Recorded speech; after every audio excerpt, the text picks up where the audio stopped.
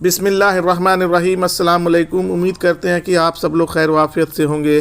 آپ لوگوں سے معتبانہ گزارش ہے کہ اس ویڈیو کو آخر تک ضرور دیکھیں اور ہمارے چینل کو سبسکرائب کرنا بالکل ہی نہ بھولیں اور پاس میں دیے گئے بیل آئیکن بٹن کو بھی پریس کر دیں تاکہ ہماری اگلی آنے والی ویڈیو کی نوٹیفیکیشن آپ لوگوں تک بآسانی پہنچتی رہے۔ پیش خدمت ہے میرے پیارے دوستوں، خوبصورت پہاڑوں کے بیچ سرسبز اور شاداب درختوں میں گھری وہ وادی اتنی حسین تھی۔ وہاں کے رہنے والے اسی قدر مہربان اور نیک تھے۔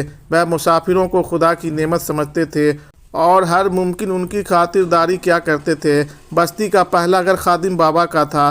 ہر مسافر اس کے گھر سے ہو کر بستی میں داخل ہوتا تھا، اسی لیے سب سے زیادہ خادم بابا کو ہی لوگوں کی خدمت کا موقع ملتا تھا اور اسی خدمت گزاری کے باعث وہ سب لوگوں میں معتبر اور نیک نام مشہور تھے۔ ایک مرتبہ انہوں نے ایک درویش بزرگ کی خدمت کی تو بزرگ نے انہیں 3 عجیب و غریب صفات کی حامد چیزیں دی جو خادم بابا نے سنبھال کر رکھی، اور پھر ایک دن جب انہوں نے محسوس کیا کہ ان کا آخری وقت نزدیک آ چکا ہے تو انہوں نے اپنے اکلوتے بیٹے کو بلایا اور نصیحت کرنے کے بعد بولے، بیٹا یہ عارضی دنیا ہے، ہر جاندار کو آخر ختم ہونا ہے، میرا وقت بھی شاید قریب آ چکا ہے، پھر تم اس دنیا میں اکیلے رہ جاؤ گے، تم یہ علاقہ چھوڑ کر مغرب کی طرف ہجرت کر جانا، نئی دنیا دیکھنا، علم حاصل کرنا۔ سفر بذات خود علم کا ذریعہ ہے، تم اس سے بہت کچھ سیکھو گے، پھر جب یہ سمجھ لو کہ تم لوگوں کی خدمت کر سکتے ہو تو واپس آ جانا اور یہاں رہ کر اپنے علم ہنر سے لوگوں کو فائدہ پہنچانا۔ اتنا کہہ کر بوڑھے خادم بابا نے صندوق کھولا،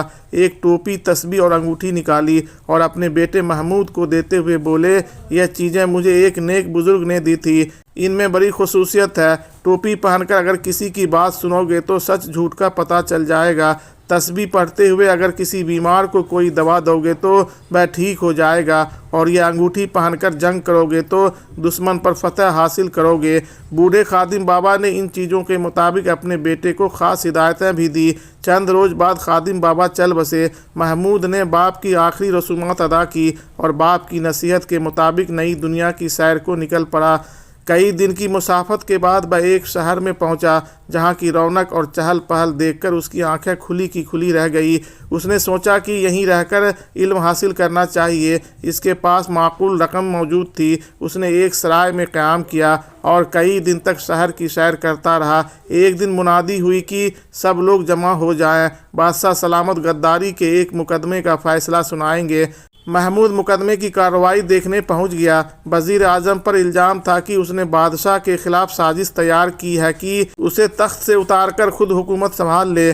تمام گواہ موجود تھے مگر ملازم جرم قبول کرنے سے انکار کر رہا تھا۔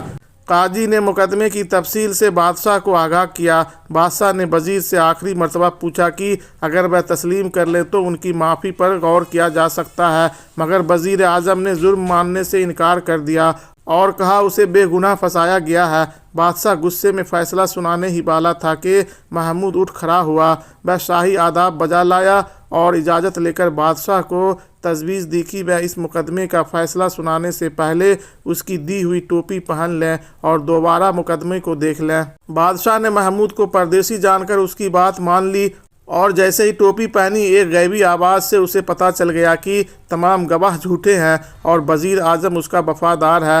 بادشاہ نے سختی دکھائی تو جھوٹے گواہوں نے انکار کر لیا کہ سپہ سالار کے اشارے پر وہ یہ کام کر رہے تھے۔ دوسرے ہی لمحے سب کچھ بدل گیا۔ بادشاہ نے وزیر اعظم کو فوری طور پر رہا کرنے کا حکم دے دیا اور سپہ سالار سمیت تمام ملازم کو گرفتار کر لیا۔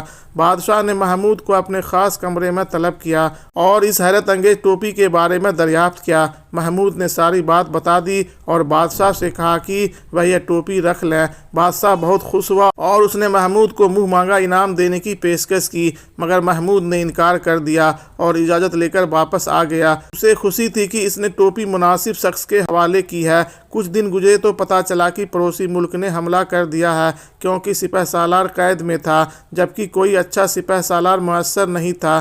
ایسے میں تو دشمن ملک نے سوچا کہ یہ اچھا موقع ہے۔ بادشاہ نے منادی کرا دی کہ ملک پر حملہ ہو گیا ہے، سب لوگ اپنے اپنے حصے کا فرض ادا کریں۔ محمود کو یہ جان کر خوشی ہوئی کہ بادشاہ خود فوج کی قیادت کرے گا۔ महमूद बादशाह से मिला और उसे अंगूठी देकर उसकी खसूसियत से आगाह किया। बादशाह बहुत खुश हुआ। मैदान जंग में अंगूठी से ना नजर आने वाली ऐसी सवाई निकलती थी जिससे दुश्मन के सिपाही वक्ती तौर पर अंधे हो जाते थे। बादशाह ने बेजिगरी से मुकाबला किया। बादशाह की फौज ने भी दिलेरी से लड़कर दुश्मन मुल्क को शिकस्त दे दी। अब बादशाह महमूद का गर्विदा हो चुका था। इसने महमूद को तलब किया मगर पता चला कि वह किसी को बताए बगैर कहीं चला गया है। बादशाह ने इसकी तलाश का हुक्म दे दिया मगर वह कहीं न मिला। महमूद यह सोचकर वहां से रवाना हो गया कि अब बादशाह उस पर खुसूसी इनायत करेगा और वह यह नहीं चाहता था। कई दिन की मुसाफत के बाद वह पड़ोसी मुल्क में पहुंच गया और उसे पता चला कि इस मुल्क का बादशाह जंग में जख्मी हो गया था और हकीम ने उसे लाइलाज करार दे दिया था।